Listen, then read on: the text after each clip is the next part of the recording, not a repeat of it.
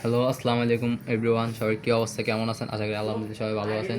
এই মেশিনটা আমাদের কাছে আমাদের এক কাস্টমার নিয়ে আসছে। মেশিনটা মূলত মেশিন সেলাই করলে সেলাইটা উঠে না, দেখছেন? সামিজটা আপ ডাউন করে, তাহলে কী হয়, কাপড়টা আস্তে আস্তে হাঁটে, কাপড়টা কিন্তু হাঁটে না, সেলাইটা আপ ডাউন করে।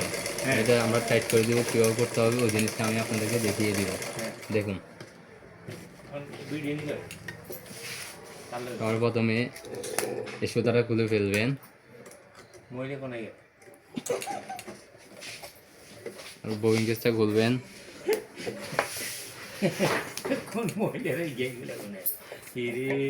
তারপরে বেলটা খুলে ফেলবেন, মেশিনটা উঠিয়ে ফেলবেন।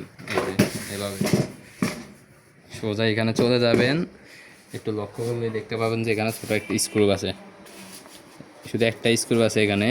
এই স্ক্রুপটা একটু ভালোভাবে লক্ষ্য করলে দেখতে পাবেন, এটা লুজ করে দেবে, সবার প্রথমে লুজ করে দেবেন।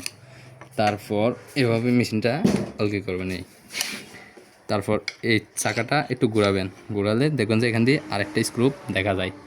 তারপর কী করতে হবে, এই স্ক্রুপটাকে এভাবে করে একটু টাইট দিয়ে দিতে হবে। যতটুকু আপনার গায়ে শক্তি টাইট দিয়ে দিবেন, মিডিয়াম মতো আমি টাইট করে দিলাম।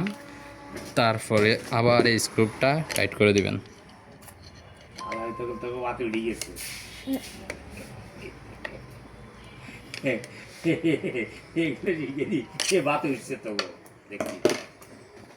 এই দেখছেন সাইজটা কিন্তু এখন টাইট হয়ে গেছে। এখানে যদি বেল লাগে এটা আবার চালাই,